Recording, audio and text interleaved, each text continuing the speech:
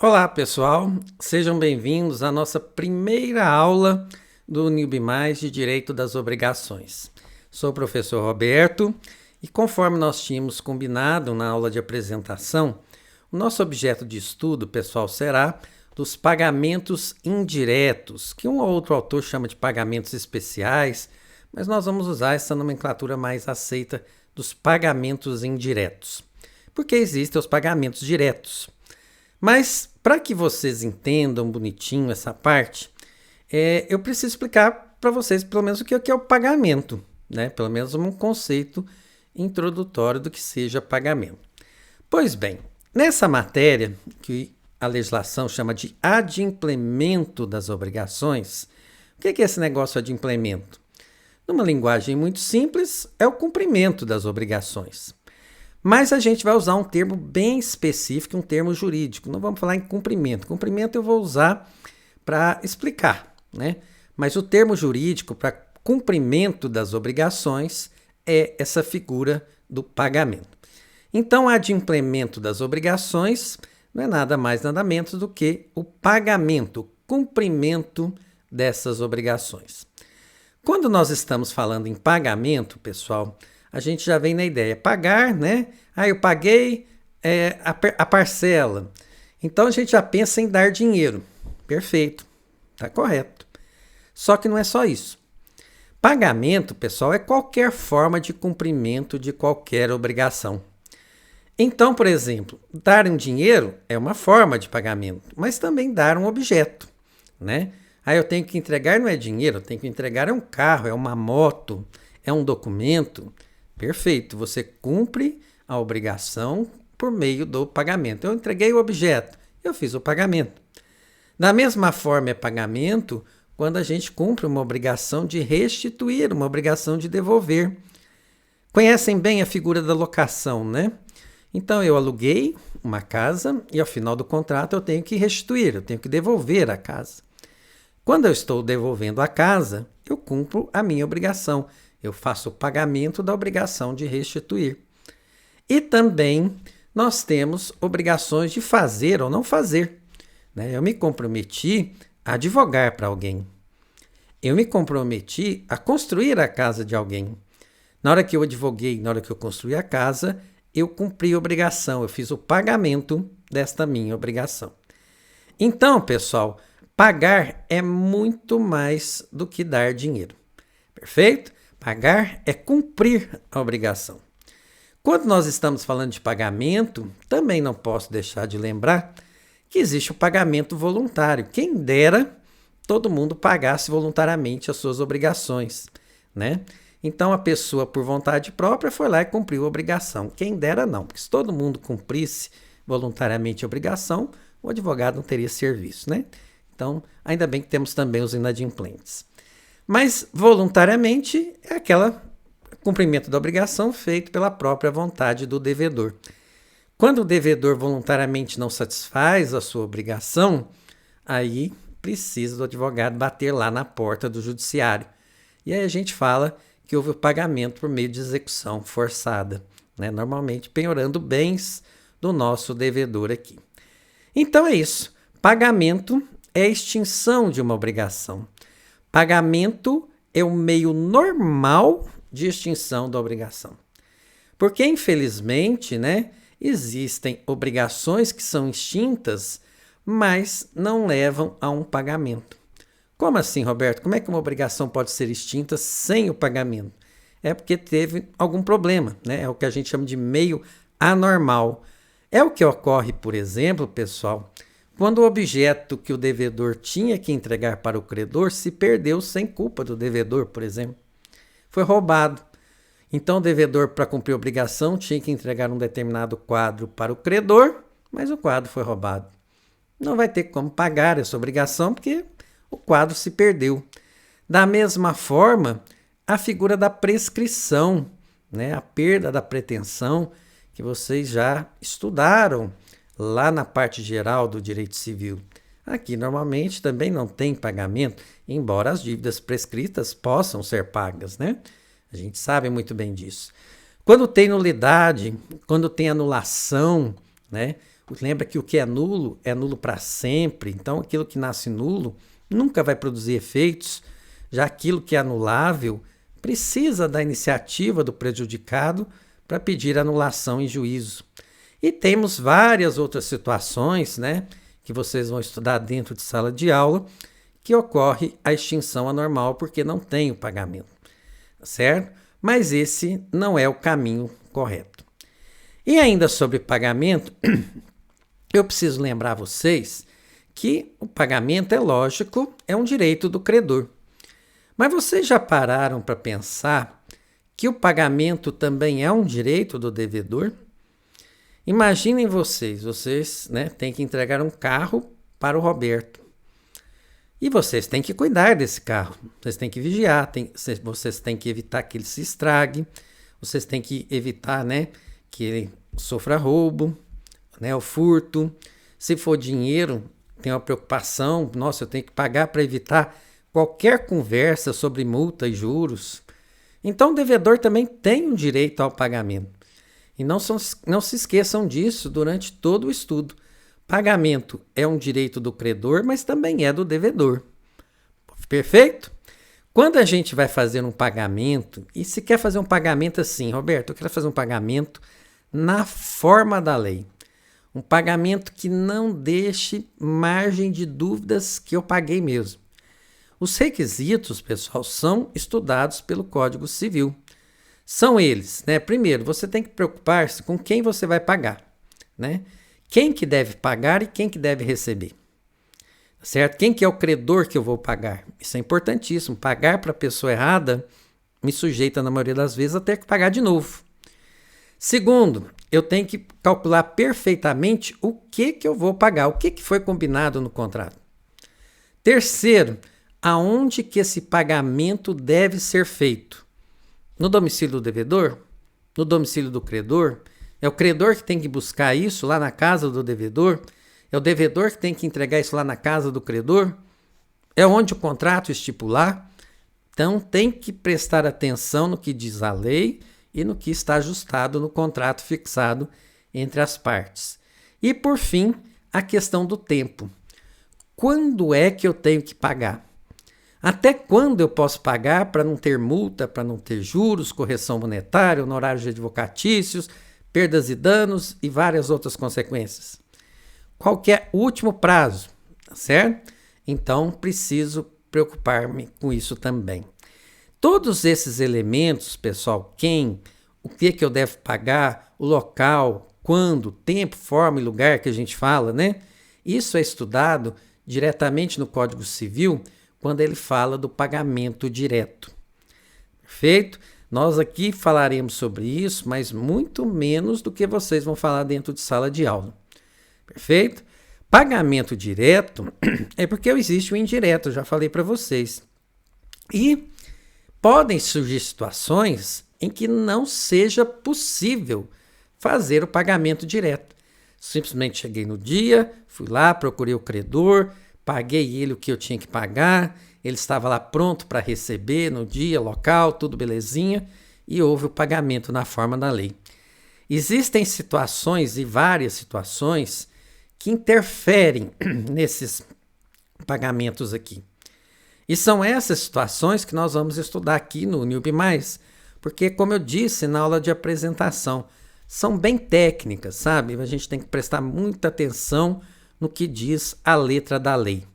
Por isso que aqui no Newbie+, talvez ela vai funcionar muito melhor do que funcionaria dentro da sala de aula, porque nós vamos explicando isso bem vagarosamente para vocês.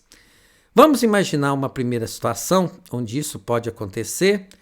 Olha só, pessoal, imaginem vocês, né? Tem o devedor que tem que pagar uma quantia para o credor. E lá na obrigação está especificado que o dia é hoje, certo? Até às 18 horas. E eu tenho que fazer esse pagamento até às 18 horas, então. Só que hoje eu descobri que o nosso credor simplesmente entrou no avião e nem em Uberaba está. E ele não me deixou uma conta, não me deixou um meio de contato. Eu tento conversar com ele por WhatsApp e não consigo. E eu sei que, por mais que a culpa não seja minha, se eu deixar para fazer esse pagamento depois, vai dar dor de cabeça. Pode ser que ele alegue que a culpa era minha e vai querer receber multas e perdas e danos. E aí, pessoal, o que eu preciso fazer? Eu preciso arranjar uma outra forma de fazer esse pagamento. E para isso nós vamos estudar a figura do pagamento em consignação. Acho que vocês já escutaram essa expressão, tá certo? Consignação e pagamento, inclusive é o nome de uma ação específica, né? Vocês vão estudar lá no processo civil futuramente. Então, pagamento em consignação é uma forma de pagamento indireto. Outra situação que pode acontecer e bastante comum.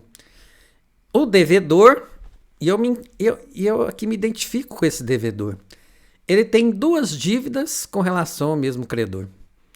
Uma vencida o mês passado e outra vencida há 2 meses, né? R$3.000 cada um e ele só tem 3.000, certo? Essas notas aí que eu acho que são falsas, né? Mas tudo bem, vamos deixar isso para depois. Então o devedor tem 3.000 e ele tem duas dívidas de 3.000 para pagar ao credor. E aí, o que ele tem que fazer? Ele tem que escolher qual dessas dívidas pagar. Então, às vezes, a escolha compete ao devedor, às vezes a escolha compete ao credor. E quando é que isso ocorre? Nós vamos estudar isso sob o nome de imputação ao pagamento. Certo? Tendo mais dívidas, temos que escolher uma delas, porque eu não consigo pagar, o devedor não consegue pagar as duas. Então, é o segundo tema das nossas aulas futuras, chamada imputação de pagamento. Outra situação absolutamente normal. Imagina que tem um devedor e o credor, e tem uma dívida a ser paga. Só que na história apareceu um terceiro, que pode ser um amigo, pode ser um familiar, pode ser um fiador. Pegou um terceiro, foi até o credor e pagou a dívida, certo? E agora esse terceiro assumiu o lugar do credor. Por quê? Porque agora o devedor não vai pagar o antigo credor. Ele vai pagar esse terceiro que pagou a dívida. Às vezes, pessoal, e isso não acontece sempre, eu já vou deixar claro, às vezes ocorre uma figura chamada subrogação, certo? Que é basicamente esse terceiro assumir todos os direitos que o antigo credor tinha. Então, nós vamos estudar isso sobre esse nome, pagamento com subrogação. Perfeito? Então, é outra figurazinha que nós estudaremos. Outra situação absolutamente normal de acontecer. O devedor tem que entregar uma moto ao credor, um determinado objeto, não precisa ser uma moto, só a título de exemplo. Então, tem que pagar, né, o credor, uma moto. Só que esse devedor está com dificuldade de entregar essa moto por algum motivo e ele pergunta ao credor: credor, você não aceita um carro no lugar dessa moto, não? E aí o credor fala assim: eu aceito, para mim serve. E aí o devedor, em vez de entregar aquele objeto inicial da obrigação, entrega um outro objeto e recebe a quitação por isso. Isso tem um nome, certo? Isso é chamado de dação em pagamento. Então, o devedor entrega um outro objeto, mas o credor concorda. O credor não é obrigado a receber nenhum objeto diferente, nem que for mais valioso. Mas o que o credor falou assim: eu me interesso em receber sim um carro, para mim seria até melhor. E aí o devedor entrega um objeto diferente e recebe a quitação. Nós vamos estudar isso sob o nome de dação em pagamento. Eu não sei se vocês concordam comigo, mas eu acho que o grande desafio nosso é guardar as expressões. Porque eu acho que explicar isso não tem muita dificuldade, não. Tá bom? Outra situação absolutamente normal. O devedor tinha que pagar R$5.000 para o credor no último mês de janeiro. E não pagou. Não tinha dinheiro, né? E aí o que acontece? O credor chega para assim: o devedor, vamos fazer o seguinte, vamos criar uma dívida nova, não esquece isso que você está me devendo, em vez de você me pagar 5.000, né, com juros e correção, esquece isso, vamos considerar aquela dívida extinta e aí você me paga R$7.000 em dezembro. Então, a intenção de acabar com a dívida antiga e criar uma dívida nova, substituindo a dívida antiga. Quando a gente for explicar isso para vocês, muitas vezes é isso que essas empresas que fazem cobrança por telefone, certo? Elas fazem com os consumidores, né? Elas extinguem a dívida e criam uma dívida nova, quitando a dívida anterior. Isso tem um nome, pessoal. Isso é chamado de novação, tá bom? É outra figura que nós vamos estudar também aqui no Newbie+. Outra situação, desculpa, outra situação absolutamente normal de acontecer, certo? O devedor tinha uma dívida de 3 mil com o credor, mas agora o credor é que assumiu também uma dívida de 3 mil com o devedor. Gente, se cada um deve 3 mil reais para o outro, vamos simplificar a vida, né? Vamos quitar isso. Você não me paga nada, eu não te pago nada. Vamos compensar essas dívidas. E essa figura tem um nome jurídico também. É chamada de compensação. Tem mais alguns detalhes que precisamos estudar a respeito disso. E será objeto de uma aula também aqui no Newbie+. Outra figurazinha absolutamente normal de acontecer. Certo? Eu dei exemplo aqui de empresas, porque fica mais fácil visualizar. Mas quando a gente tiver a aula, eu vou dar vários outros exemplos para vocês. Imaginem que a empresa A deve 10 mil reais para a empresa B. Então, a empresa B tem um crédito de 10 mil contra a empresa A. Só que sabe o que aconteceu? A empresa A comprou a empresa B. Agora a empresa B faz parte da empresa A, inclusive os créditos que a empresa B tinha. Então agora nem existe a empresa B e aquela dívida que tinha já está extinta, né? Foi paga, foi cumprida. A empresa A não vai pagar para ela mesma, certo? Então isso tem um nome jurídico chamado de confusão, quando na mesma pessoa você tem o credor e o devedor, né? Então está extinta a dívida aí. E chegando já no finalzinho, o meu sonho, pessoal. Certo? Tem até uma menina que fala isso na internet, o meu sonho. Imagine, o devedor tem uma dívida com o credor. Aí o credor vira para o devedor e fala assim, não precisa me pagar não. Está perdoado. Bom, vocês concordam que a dívida está extinta? Está. Teve pagamento? Teve, mas uma forma, né, que não é a tradicional. Então aqui há o perdão da dívida. Isso tem um nome jurídico chamado de remissão, com 2 S's, viu, pessoal? Remissão da dívida. E aí, é isso o que aqui que vocês estão vendo, certo? Todas essas figuras aqui, pagamento em consignação, imputação, subrogação, dação, novação, compensação, confusão e remissão, é muito nome, certo? E aí o que acontece? Eu pretendo mostrar para vocês que a dificuldade é guardar o nome, porque a explicação é muito simples. Eu acho que não teve nenhum caso que eu passei aqui para vocês que vocês tiveram dúvida na explicação, certo? Embora eu fiz só uma apresentação inicial, sempre tem mais alguma coisa para a gente comentar. Então, pessoal, essas formas de extinção da obrigação, elas são chamadas de pagamentos indiretos, porque em nenhum deles tivemos aquela figura do devedor ir lá no credor e cumprir a obrigação, né? As obrigações foram extintas, mas de outra forma, o pagamento teve de outra forma. Então, eles são chamados de pagamentos indiretos. Isso aqui, basicamente, é um índice do que nós vamos estudar no Newbie+ de todo esse semestre. Tá bom? Espero que as aulas sejam simples, vão ser sempre aulas, né, bem ilustrativas, com poucos inscritos na tela, como esses slides que eu passei para vocês. E espero muito que vocês façam um bom proveito da Newbie+. Tá bom? Um grande abraço, pessoal, e até semana que vem.